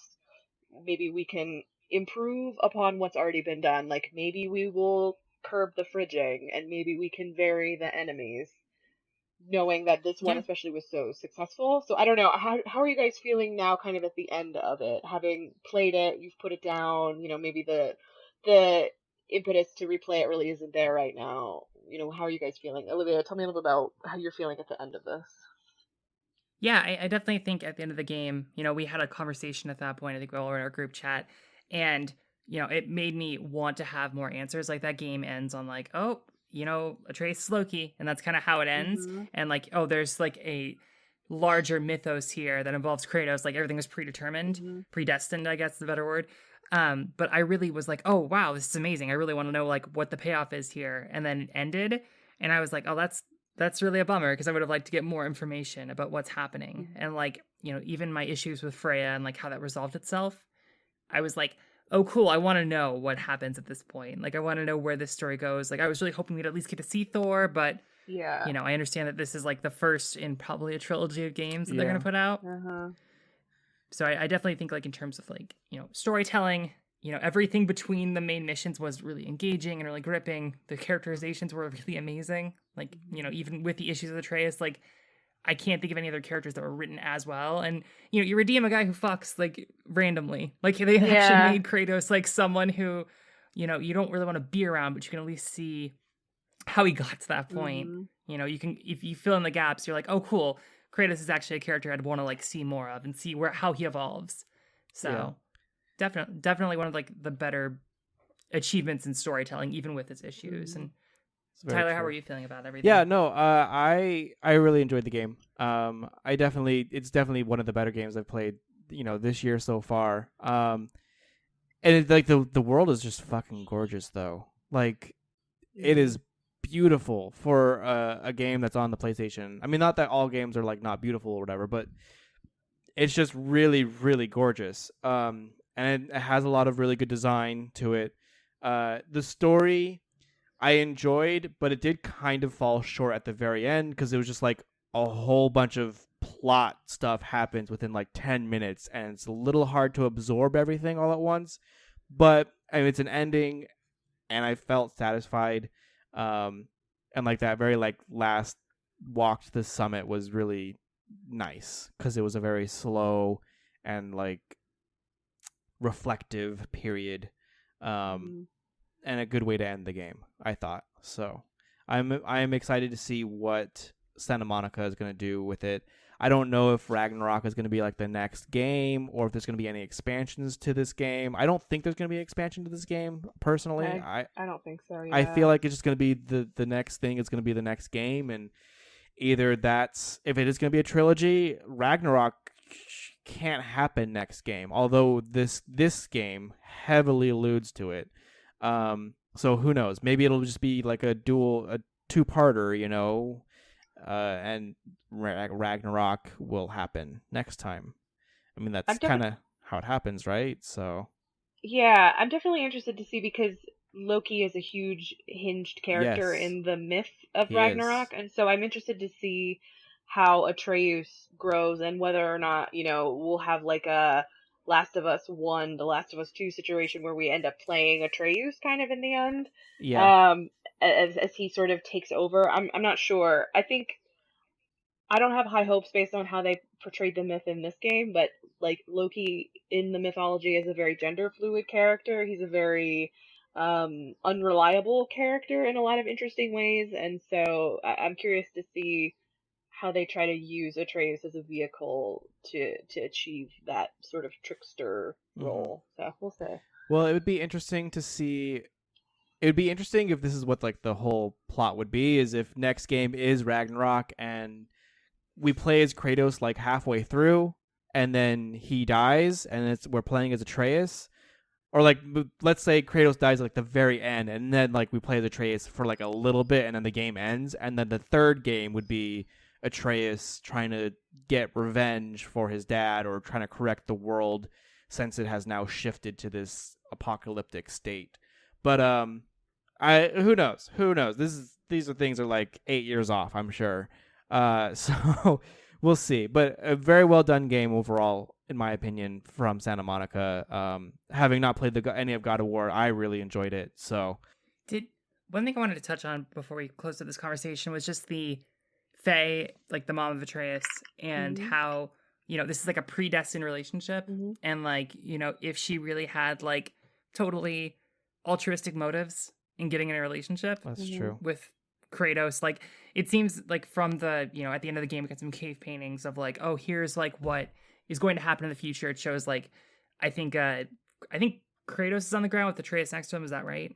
Like Kratos has like stuff coming out of him. Like it depicts Kratos dying and Atreus weeping over his body, I believe. Yeah. So I really questioned, like, that was my main question coming out of the game was like, well, what is like Faye's, like, what was her motive? Because she seemed like she had a motive for them to find this. She had a motive for protecting Atreus in the beginning until she died, which we don't really get any clarity on. Like, how did she die? You know what I mean? Or why? And we also see, and we also see all of the like dead giants in Jotunheim. I think is that what it's called? Jotunheim. Yeah, Jotunheim. Yeah, and like, I guess I just wondered, like, oh, it doesn't seem like my read was like, oh, is Faye actually like a totally altruistic character? Did you guys have any questions like that when you walked away from the game? Yeah, I definitely am wondering, because I feel like a big aspect of this game was Kratos reflecting on how he had ultimately murdered his father. And I think he's in a position now where he has the son who has some powers and probably is in a position to, if things are handled poorly or fate just does what it does, he could be killed by Atreus because that's like their curse, right? That's the way that gods are. Gods kill their fathers. And so I'm interested to see if like if it's altruistic, is it because she's trying to help them break this cycle of death, or is it perhaps that she was maybe more of an unreliable influence than we know? I don't know. I'm just interested. I'm interested to see how they try to address that kind of ultimate lingering thing of, Kratos killed Zeus, so does that mean Atreus will kill Kratos? Right. And like the generational. Yeah, I Uh-huh. hope it's not that, because if to me personally, it seems boring. Like, I feel like they could do some different things and break the mold, so to speak. As far as like Freya Faye, and like who she is and what she's doing, I don't know. I kind of got a sense of like time travel in a sense. Like, she was a giant, but she could have some mystical time travel power or something, because obviously there's a prophecy, or maybe it's just a prophecy, and she's like, well, I have to be the one to like fulfill this prophecy or something. Who knows? But obviously, I feel like she knew all of this about this prophecy, obviously, and then implanted herself into the lives of Kratos, and Atreus, essentially, or to give birth to Atreus, to end this death cycle that's going to happen here in the future with Ragnarok. Like, Atreus is going to be the one who prevents that. Apparently, I don't know. I mean, who knows? And they're not. This Norse mythology world is not necessarily canon Norse mythology. It's kind of loosely based. It's not obviously like straight from the books. This is what happens. But so I mean, there could be some twisting of it. Who knows where they're gonna go with it? But it would just be interesting to learn more about her and what her motives were, like Olivia was saying, because I feel like she wasn't necessarily like devious, but I feel like she definitely chose to be with Kratos for a reason beyond just strangers meeting and falling in love. Happen chance. Right. We can't forget too that I say we can't forget because I forgot until just now. The marking of the trees that she marked, the cutting down of the trees ended the protective bubble that had been over the home while she had been alive. Right. Which brought Balder in, so. Right, and it's like, well, she must have known that these things would have happened, so she has to be tied to time in some sense. And I feel like there was a loose lore dump when you were in the temple going through Odin's chambers, and there was kind of a time travel reference there. I can't remember exactly, but I get because Tyr time traveled, and so they were kind of saying that, like, the god of war in all religions, like, or pantheons, I should say, was the same guy. So exactly. So maybe that's where my like kind of suspicions are coming from, is that Faye had some sort of time traveling ability. Maybe Tyr told her, this is what's going to happen, and you need to do these things in order for this to happen, because I've seen it and I don't want it to happen. We want to change it, blah blah blah. Who knows?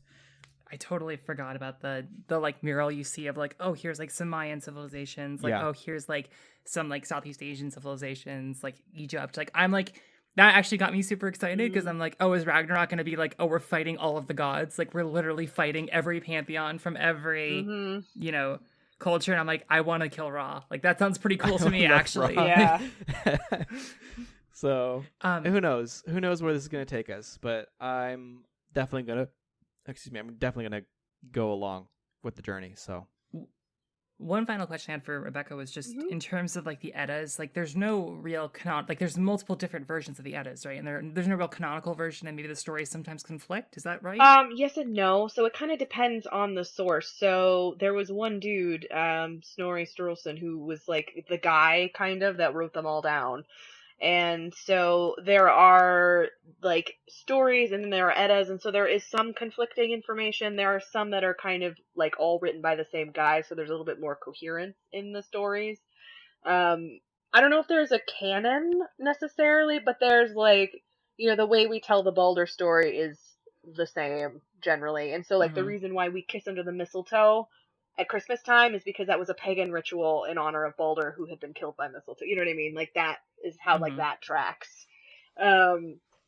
So I think just some of the like ulterior stories can sometimes conflict, and the characters themselves often conflict in their motives, but a lot of that is often kind of described away because it's like they're gods and they're not beholden to like a human concept of having one singular personality. You know what I mean? So like Odin is depicted as being like awful and then also like cool and then also like a trickster and then also like, you know, here, there, wherever. So I would say there is like an official the Poetic Edda is kind of like the official one, but I think it's very much like the Greek mythos where that like the Zeus stories are kind of all coming all over the place, and those are coming from a bunch of different authors, and Right. the Bible also very much like being written in pieces by a bunch of different people. There's a lot of like weird depictions of things and kind of conflicting information. I'm probably gonna go hell for Yeah. saying that. I'm really sorry.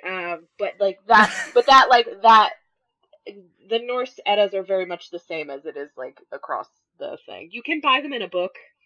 That's how I learned them, was just because I read the book. It's really interesting. They're good stories. Yeah. But it also made Well, playing this game real hard because it was like I could see the writing on the wall, and then I got mad when it was like it didn't make sense. Yeah. And I can definitely, I think the thing that Tyler, your like theory about time travel is just like how conflicting those stories can be, and even like Mimir has to kind of be like, oh, like they're the same person, even though like in some of the canonical sources where it's like, oh no, actually Tyr and, you know, not Tyr, but the other Freya and Frigg are two different players. Yeah. And I wonder how much like this game seemed comfortable kind of leaving some things open, like not everything has to be explained, and actually all the information can be like Mimir's memory is a little like hazy. So I'm interested to see how much it kind of like lives in that ambiguity, because I think that's a fun place to be. Yeah. And like, oh, once time travel gets started, it just totally fucks up every timeline ever. Yeah. It definitely allows for interesting creativity to happen later on down the line. So it's different. I'm actually glad that I've learned more about it now, because, you know, my first and only real depiction of Norse mythology is through Marvel, which is not at all. That's very wrong. It's very it's very corrupt in the sense that it's just completely different. So, any final thoughts? God of War. I'm embarrassed that I bought a bunch of God of War merch because I was like really into this game. Now I have all these like Kratos figures. Like, oh boy, that's a With the titties.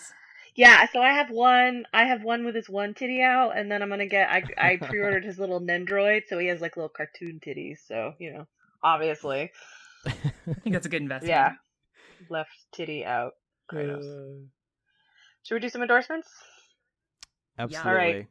So I know we talked about this on our last podcast, but I feel like obviously we always want to give credit where credit is due to a pod group that we really love, the Idle Thumbs dudes, and specifically their podcast, Important If True. They do endorsements at the end of products that they really like, and we really like them. So we want to do some endorsements of some games. So Tyler, start us off. What are you endorsing today? Well, I'm going to endorse something from my backlog, I suppose.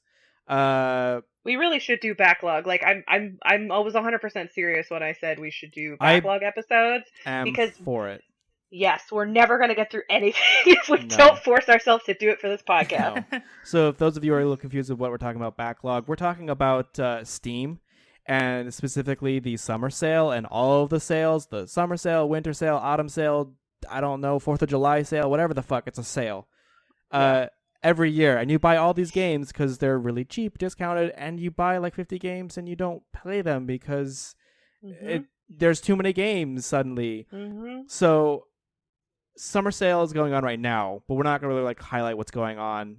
But here are a few games from my backlog that I have yet to play that I know are stellar and amazing, and I would love them to death, but I haven't touched yet. I need to play Quadrilateral Cowboy from Brendan Chung. And I need to play Evil Within and Evil Within 2. Like, I have both of those games. I'm an avid horror fan. I don't know why I haven't touched that game. Like, what's wrong with me? Why am I being You didn't play the hesitant? first one? I have not played the first one, believe it or not. I for some reason thought you had like totally like owned the first one. No, and the second one came out, and I bought it on like, I think I bought it actually through Humble Bundle, because it was like, buy these two games and they're both like $30. I was like, fuck yeah, I'm gonna buy it, because why not? Yeah. But I haven't played it yet, and I've heard that it's a good game for being a horror game. Like, it doesn't do necessarily anything different. It's not like an Outlast or an Alien Isolation situation where it does something different with the genre, but it's an interesting story is what I've heard. And it's kind of it leans more towards like a Silent Hill, Resident Evil vibe to it. So I don't know. I have to play this game. So that's what I recommend. So Evil Within and Quadrilateral Cowboy are my endorsements, because while I have not played them, I know that they are pretty great. Rebecca, what are your endorsements? So I too have a backlog as long as the day is long. On this note, did you guys ever look up what your Steam account is worth? Because that made me feel even worse about my current situation.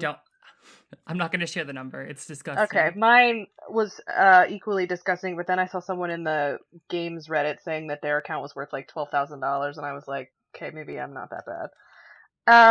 But yeah, I have a bunch of stuff in my backlog. I'm in a really weird zone where all I want to play are games that are cyberpunk themed and games that are like Lovecraftian horror themed. So that's really weird. But I picked up Sunless Sea finally, and I want to play that because I've been playing. Yeah, I've been playing a lot of Cultist Simulator, and so now I'm like trying to kind of go back into their mythos. And then I also was excited to pick up Where the Water Tastes Like Wine. I haven't played that one yet. It's kind of an Americana storytelling game. I think it does maybe some interesting things with. I guess storytelling is sort of a currency in that game, and that's sort of how you get across, kind of maybe the Appalachian mountain ranges, is just trading stories with people and like learning how to tell the right story to the right person at the right time. And so I'm really interested in the way that they handle that. So those are the two things that I'm really excited to play. And so obviously, because I have such a large backlog, I went and I started playing Sword and Sorcery again because. Yes. Yeah. The one game you've never played before. Yeah, the one game that I have not played like 600 times in several iterations. God, it's so good. Man, Sword and Sorcery is so good. So I guess my endorsements are buy Sunless Sea, buy Where the Water Tastes Like Wine. Don't play them. Play Sword and Sorcery. It's terrible. I'm sorry. Olivia, what are you endorsing? Oh God. Well, so we had talked about doing the backlog, and I have a bunch of games there that I'm like, oh, I need to play this. Like, I have Stardew Valley that I've started like 10 times, and I get to winter, and I'm like, I'll come back to this, and I never do. Yeah. And I'm like, oh, I should restart this. I've had Dropsy on my list for like ever. Okay. Because apparently that's supposed to just be like a couple hours, and I'm like, I'll burn through this. And I bought what's the game by the Gone Home developers? Tacoma? God. Yeah, I bought Tacoma, and I installed it like 6 months ago. And I'm like, yeah, I'll play this, and I still haven't gotten to it. So I'll play those 3 games before our next cast, I think. I'll beat them all. Not. I did want to talk specifically, though, about Yarny 2, because that did just come out recently. Oh, yeah. And I got an opportunity to start it, and I wasn't the biggest fan of the first game. I felt like some of the platforming was a little floaty and not super great. Mm-hmm. And, like, the penalties, like, the way that if you died, it would just take forever to reset. Like, that was really annoying to me. In the second game, they've added, like, wall jumping. They've made it feel a little tighter in terms of, like, your actual, jumping and, like, platforming. And you can play it co-op, which is really neat. And, like, the co-op is actually super well thought out. So it's, like, there are puzzles you need to solve that involve, like, 2 players. If you just need to get through a hard platforming section, you can actually have the second player, like, go inside of the first player, like, combine their yarns into one character, and then just have that person get them through that section. So me and my partner have been playing through Yarny 2, and that's been actually a really fun experience. And I haven't seen that much coverage about it. It was announced at E3. They launched it like the same day they announced it, or shortly thereafter. Mm-hmm. So I would really recommend everyone get a chance to go look at Yarny 2. Yeah, it looked like a game. When it was announced on E3, I'm like, oh shit, they really did that.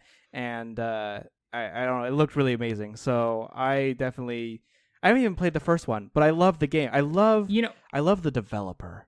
Like, I misspoke. The name is Unravel 2. It's not Yarny 2. Yarny's the character. We know what you meant, though. But yes, Unravel. Unravel 1 and Unravel 2. I haven't played either of those games, but I have them both because I love the developer.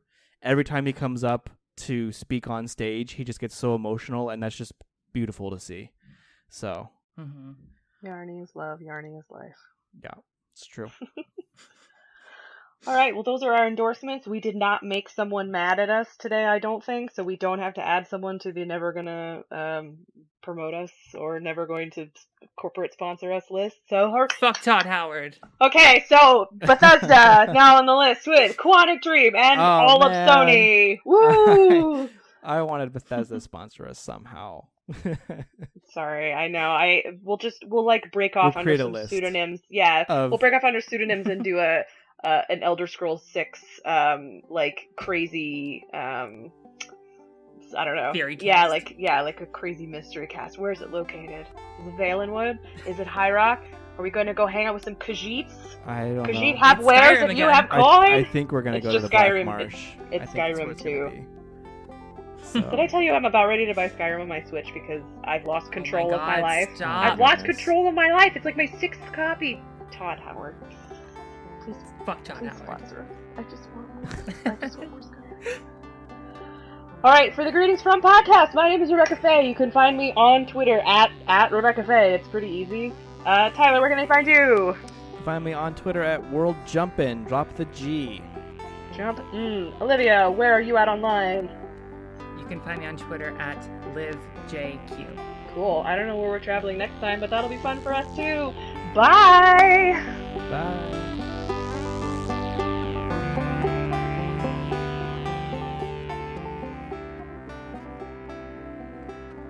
Thanks for listening to Greetings From.